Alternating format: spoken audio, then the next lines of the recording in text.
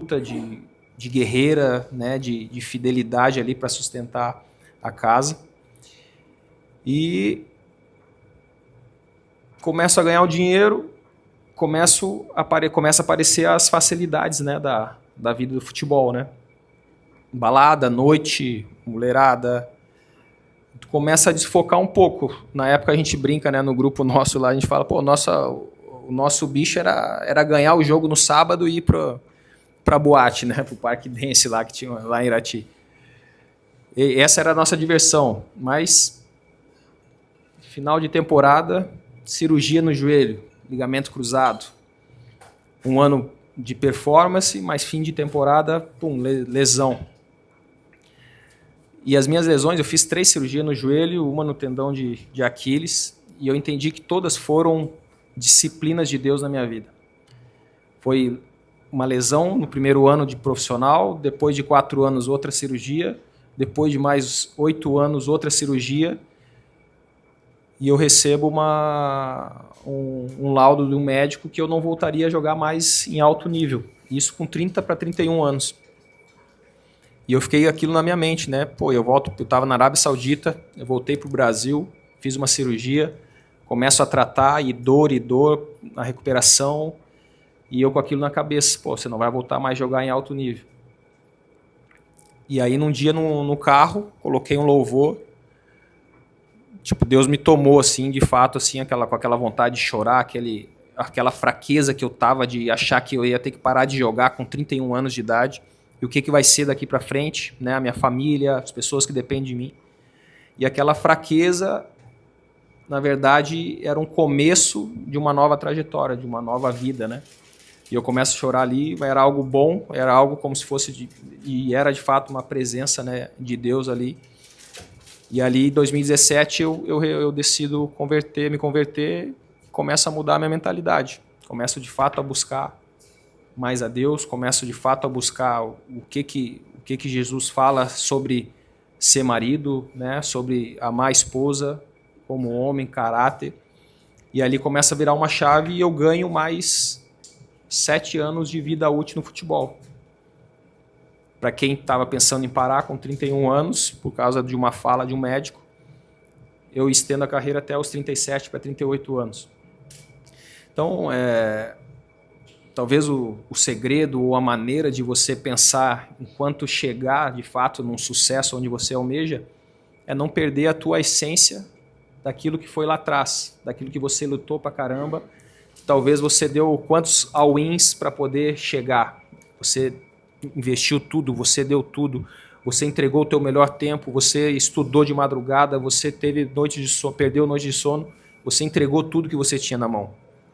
É aquele sentimento que você não pode perder, porque você começa a ganhar mais, porque você começa a ter mais colaboradores, você começa a se inflar, né? Se inflamar. E é no sucesso que a gente precisa, de fato, cuidar do nosso coração, sem perder a nossa humildade, sem perder a nossa simplicidade. Porque para desviar a rota, para vir coisas fáceis, é um pulo, é uma ligação, é uma curtida no Instagram, é algo muito fácil das coisas acontecerem, né? Então, não perder a sua essência, aquele sentimento que você tinha lá atrás, que você queria algo para realizar, que você quis algo, de fato, com todo o teu coração para realizar. Mas isso não vai impedir de você cada vez mais buscar capacitação, de você mais compartilhar, trocar ideia, conversar com quem já chegou à tua frente, de você aprender, né? De ter esse coração de aprendiz todo momento para continuar crescendo, continuar evoluindo, mas com muito propósito, sabendo onde é que você quer chegar. E tem a ver mais com a eternidade, né? Saber que o que você for fazer vai perdurar por muitos anos, né? Então, eu acho que essa é a chave, talvez, de quando você melhora, evolui, chega, cresce, começa a melhorar o salário, começa a ter sucesso. Eu acho que é você não perder, de fato, o teu coração, a tua mente, aquilo que te levou a chegar até aquele momento, né? Tempo é uma oportunidade de dizer que eu acompanhei sua carreira praticamente no Ceará, né? Mas me admira o que você fez, mais do que o que você fez em campo, foi o que você fez para continuar jogando, para continuar em campo. Então você lutou muito contra as lesões, né? houve ali um comportamento da sua parte e a gestão disso, de como manter a cabeça, de como se manter focado diante de lesões e talvez em algum momento passar pela sua cabeça e dizer, será que faz sentido mesmo eu permanecer ou continuar, ou eu persistir com isso? Quando em algum momento, independente da condição financeira, mas não havia mais necessidade de provar nada para ninguém do ponto de vista profissional como jogador. E se você pudesse explicar isso, eu sei que não tem um motivo específico, mas se você pudesse explicar isso, é muito do que talvez o empreendedor no nosso país passa a dizer assim, por que seguir lutando, batalhando, quando tem um monte de coisa contra, né? E não precisa dizer aqui quais são as contras do empresário, né? Que já todo mundo já sabe qual é. Não tem muita ajuda, só tem cobrança. Por que seguir, né? Em que momento foi que o Ricardo, né, disse assim, rapaz, eu ainda tenho um lenha para queimar e aonde é que foi que você encontrou o foco, né?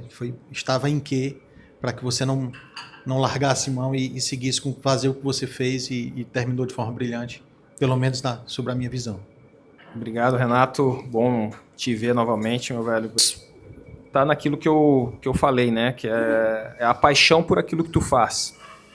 Você, quando é um apaixonado por aquilo que tu faz, como eu falei, independente da estação, do momento, da dificuldade, das lesões, das vaias, você entende que você precisa ser fiel àquilo que Deus, aonde Deus te colocou.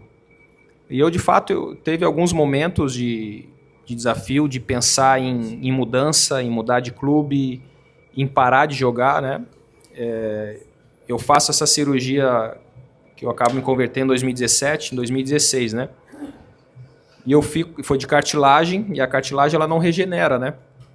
Fica aquela lesão ali. E eu fiquei de 2017, quando eu volto a jogar, até 2019, tomando anti-inflamatório de manhã, tarde e noite. Biprofenid, nimesulida, Toragesic, que é o sublingual, tomando de manhã, tarde e noite para poder suportar a carga de treinamento, de jogo. E tem uma oração perigosa que eu faço para Deus em 2019, antes de um jogo contra o Vitória em Salvador. Eu falo, Senhor, eu não quero mais tomar remédio. E eu fazia exame, a cada 2-3 meses eu fazia exame do rim, né, para saber como é que estava a saúde do meu rim, porque eu estava tomando muito anti-inflamatório. E já fui tomando da época da Arábia, né? E eu faço essa oração, Senhor, hoje eu não vou tomar remédio. E hoje eu preciso entender se é para eu continuar no futebol ou não. Se eu sentir dor, eu vou entender que chegou o momento de parar. Mas se eu não sentir dor, eu vou entender que o Senhor ainda tem algo a mais para mim na minha carreira. E eu não tomei um anti-inflamatório, fui para o jogo foi às 11 horas da manhã, eu acho, em Salvador, uma lua. E aquela sensação de, tá faltando algo, né? Tu tá viciado no remédio, na dependência do anti-inflamatório. E aí fui pro jogo, não tomei remédio, início de jogo, bem, sem dor, joguei o jogo todo, sem dor. Ali eu larguei e entendi de fato que Deus queria e tinha algo a mais para mim, né? Isso foi em 2019. Eu acho que é muito disso, de certos momentos de talvez você se colocar uma dúvida, se é aqui, se é nesse lugar, se é nessa empresa, se é aqui que eu preciso continuar a seguir. De fato, se você estiver ali num relacionamento com Deus, você colocar Ele à prova, pedir alguma prova de fato que isso aqui é para mim, é para minha vida, eu preciso continuar, eu tenho que continuar, ou o Senhor quer um momento de transição de carreira para mim, é outra situação. Então, eu acho que... E Deus sempre me respondeu.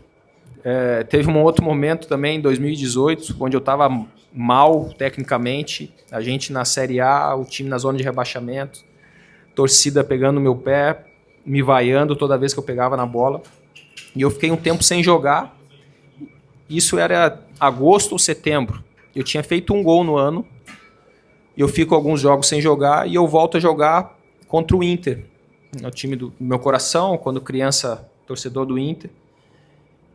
E novamente eu faço uma oração para Deus, falou assim, hoje eu preciso de uma resposta tua se chegou o momento de sair do Ceará ou se é para continuar aqui. Eu preciso sair pós-jogo com a consciência e com o meu entendimento, minha autocrítica que eu fui bem. E fui para o jogo, a gente saiu perdendo de 1-0, mas eu bem no jogo, daqui a pouco, pum, fiz o gol, empatei o jogo. Um cruzamento do Cálice, eu antecipei o goleiro e fiz o gol, pisei na área. Empatamos 1-1 e eu bem no jogo, falei, o ano todo praticamente sem fazer gol, faço essa oração para Deus e novamente eu entendo que não era momento de sair do Ceará. E depois eu volto a jogar, volto a performar, o time começa a performar novamente e as minhas características dependem muito, né? Eu sempre dependi muito do meu companheiro, do meu time. Eu sou um atleta de passe, de organização, de lançamento, de falta, de bola parada, de pensar o jogo, de achar o melhor passe, a melhor assistência. Mas eu preciso do meu time. Eu preciso que a gente esteja na mesma sintonia, eu preciso que o time esteja pensando da mesma maneira. É a que a gente fala quando encaixa, né, o time. Então eu preciso... A minha performance tem muito a ver com o que o meu companheiro, com o meu lateral, com o meu meia, com o meu zagueiro performa para eu poder também performar, né? A maneira como o treinador joga, a maneira como ele dá moral, a maneira como ele te passa confiança. Então, naquele momento, através dessa oração, eu entendi que era para continuar no Ceará e depois acabei renovando o contrato, bem, né, voltando a fazer gol, dar assistência. Então, acho que vai muito disso, Renato, de você ter a convicção de onde você está, se aquilo já foi uma palavra que Deus deu para ti, de onde você está. E não tem problema nenhum de você fazer essa oração perigosa e de fato, confrontar Deus pedindo direção, se colocando numa situação que, Senhor, eu quero estar onde você deseja que eu esteja.